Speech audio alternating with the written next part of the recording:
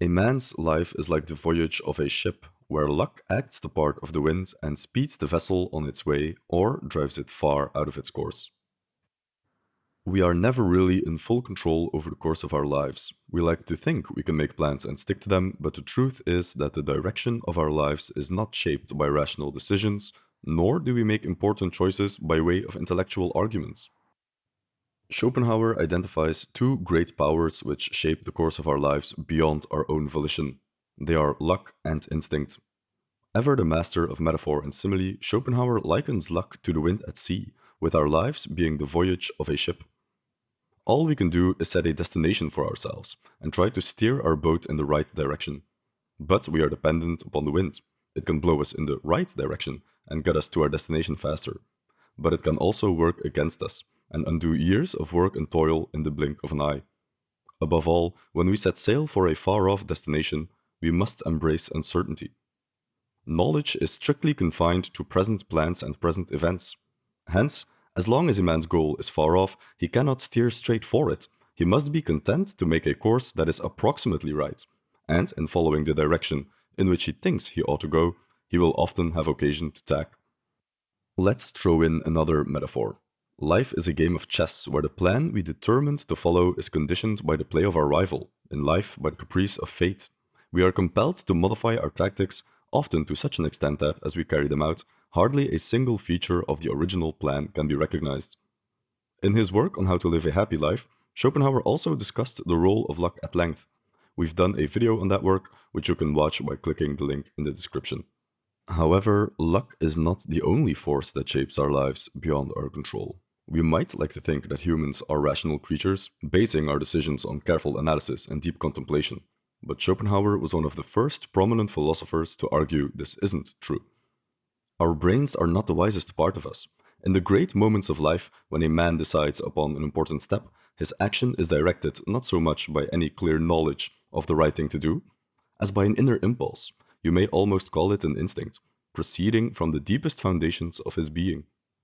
This very Schopenhauerian idea that our decisions are not really our own is encapsulated in a famous quote that is often attributed to Schopenhauer himself, but was actually said by Albert Einstein, paraphrasing Schopenhauer. Man can do what he wills, but he cannot will what he wills. The idea here is that our wants and desires are not chosen by us, rather, they are given to us when we are born, or they are the product of our environment and happenstance. But more fundamentally, it paints the picture of mankind as a slave of the will, not in control of his own destiny, at least not consciously. In the framework set out by Schopenhauer, what we call instinct is simply the will, the most fundamental part of our being at work. For Schopenhauer, the will precedes the intellect, with the intellect having the subservient role. Today, we would use the word rationalization to denote this phenomenon where we make decisions based on emotion and gut feeling, yet convince ourselves after the fact that we have made a decision based on deep rational analysis. This brings forth the question of just how trustworthy our gut feeling is. Can we always trust it? Or should we defer to the intellect from time to time? Unfortunately, there is no clear answer to this question. Every person needs to figure out for himself in what proportion the subconscious gut feeling can be trusted in favor of the conscious, rational decision making process. The wisdom needed to make this call only comes with experience and age. It is only when a man has reached the happy age of wisdom that he is capable of just judgment in regard to his own actions or to those of others. However, there is one type of gut feeling that should never be ignored. Some people know from a very young age what their passion or calling is. They are drawn to a subject or an activity from the very start of their life, and they have a special talent for it. When you are in this position, when you feel inexplicably drawn towards a passion like this, you should absolutely listen to your gut feeling and go after it. It is in virtue of some such prophetic dream that a man feels himself called to great achievements in a special sphere and works in that direction from his youth up out of an inner and secret feeling that this is his true path, just as by a similar instinct the bee is led to build up its cells in the comb. It is something that a man instinctively feels to be his salvation, without which he were lost. In conclusion, in navigating the sea of life, the best we can hope for is to set sail in the right direction. Whether we get to our destination and how fast we get there is largely out of our control. The wind of luck can blow us off course, or it can help us get there faster.